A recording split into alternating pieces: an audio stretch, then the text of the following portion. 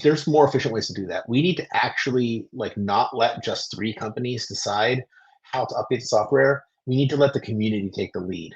And that's like something that I think is very necessary for the long-term success of Cardano, but also very scary.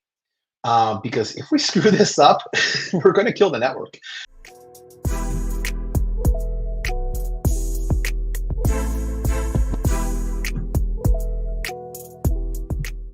How do you feel about Cardano governance and the path that we're taking? I would love to just kind of get your thoughts on it, because you do have all this experience and research, and you've been head over heels into this since I've met you in Cardano however long ago, right? So I would really love to just kind of get your thoughts on the whole community governance and the way Cardano is going with 1694. Yeah, thanks. So with the Chang hard fork coming on very quickly, we're going to be implementing CIP 1694, which will introduce community governance for the Cardano network. So for anybody who isn't aware of this, basically when Cardano was first started, the three Genesis entities, which were IOHK, now IOG, Emergo, and the Cardano Foundation, those three entities were in charge of running the network. And so they made all the software updates and they ran all of the block production. And then what was it, about 4 years ago, almost, I think it was like 4 years ago yesterday, they started the community block production, so that community stake pools would then take over the block production, and stake pool operators all came online. So then they had so then it became where the three Genesis entities had the Genesis keys for making updates to the network. So you had to have an agreement between at least 2 out of 3 of these organizations on to how to update the software for the node. But the blocks were all being made by stake pool operators that were chosen by the ADA holders. And the stake pool operators had to actually voluntarily upgrade the node software provided by IOG and ratified by Emergo and or Cardano Foundation in order to update the software. So that was actually the beginning of community governance. A lot of people are like, we're finally moving to community governance. I would say that actually we've been a state of community governance for a while, but your community representatives were your stake pool operators. You know what? I've never thought of it that way, Adam. Like, Yeah. I didn't never really cry. I mean, I've been here since that time. I've been a part of all of it, and it never really kind of crossed my mind that really that is the point that we went into community governance, when stake pool operators really took over the network, right?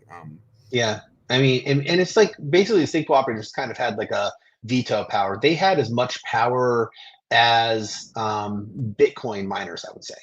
So the current state right now is stake pool operators have as much power as Bitcoin miners. And so in Bitcoin, you have this, like tension between Bitcoin miners. And when I say tension, I mean a good tension between Bitcoin miners and Bitcoin core developers, between developing something that the miners and the users want, and then the people who actually use the protocol.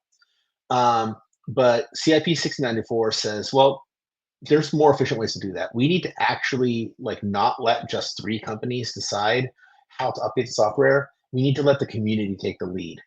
And that's like something that I think is very necessary for the long-term success of Cardano, but also very scary. Because if we screw this up, we're going to kill the network. And I like to talk a lot about how we have second mover advantage to Ethereum, because we get to see like all the mistakes that Ethereum made with creating a smart contract network, like going with the account model instead of UTXO, having not having native tokens the way we do, native assets. Like Cardano has a lot of advantages from looking at where Ethereum made mistakes. And while it's taking us longer to get the market share, I think that Cardano has some superior qualities to Ethereum that in the long run could serve it very well. That being said, if we in Cardano screw up true community governance, someone else could come in and have second mover advantage. And yes, I know that Polkadot also has tried this, and they've had their own issues, like giving $2 million to random influencers to shitpost. But we're doing this at a scale that I think has not been done before. And so it's very dangerous, but yet very exciting, because if we get this right, it really could be the first, like digital nation of people who are coming together to create something that is truly governed and the roadmap is set by the community. And I just want to touch on something that I mentioned a little bit earlier around education and how not sexy that is. I guess governance gets on the same category, because to the point that you just made, it's so important. There's so much money, right? That are on the line here, or on the stake, and we have to make sure that we make this right. But at the same time, as important as it is, not too many people are actively participating. It's different when you like a post on a social media platform and you make a comment, or you will repost it and you'll make a quote retweet that is gonna engage farm everything. Great. But like when the time is for people to show up on these workshops, and I've been a part of some of the CIP 1694 workshops here in Vancouver, it's a totally different conversation. It's a totally different world. Like I thought, and like just speaking always from personal experience, I'm like, oh yeah, I know a lot of stuff that are happening in the community. I get in this workshop, I'm like, whoa, okay.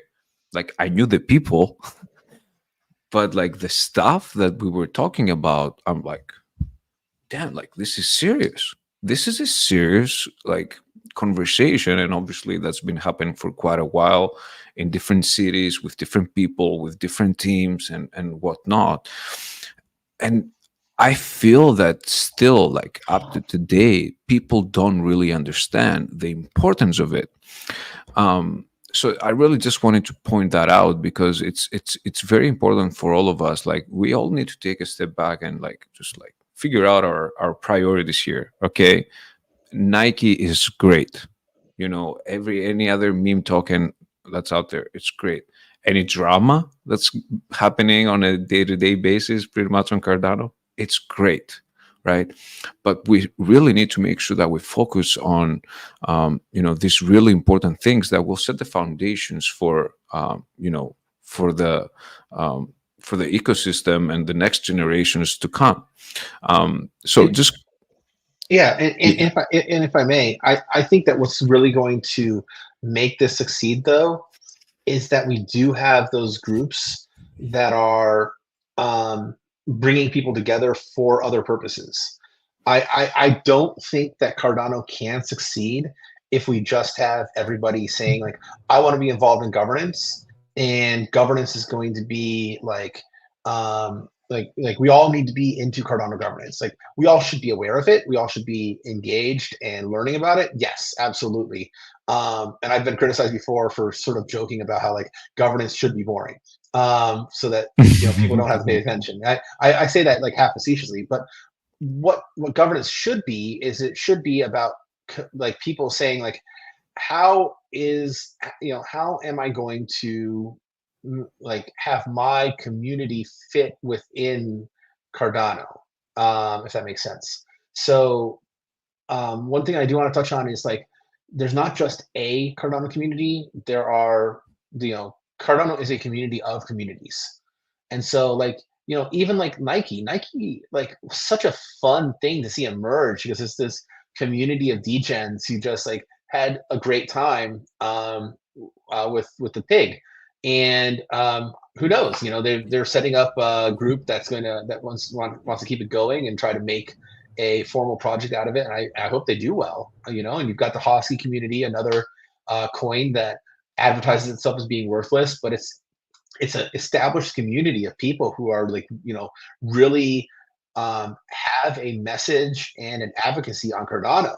You have Disco Solaris, you have Chef Dow, right? And like, you guys can, we can have all of these communities that can have a part of a part of Cardano, and then each community can have its own representative that not only goes to Cardano governance to say like, this is what my community needs and how we think, like how the members of my community want to see Cardano proceed, but they also come back to their community and say, hey, I was talking with the people of this tribe in South America, or I was talking with people from this nation in Africa, and they said that they need this, and that if we connect with them on this level, they'll be able to sell us this, market this good that is unique to their region.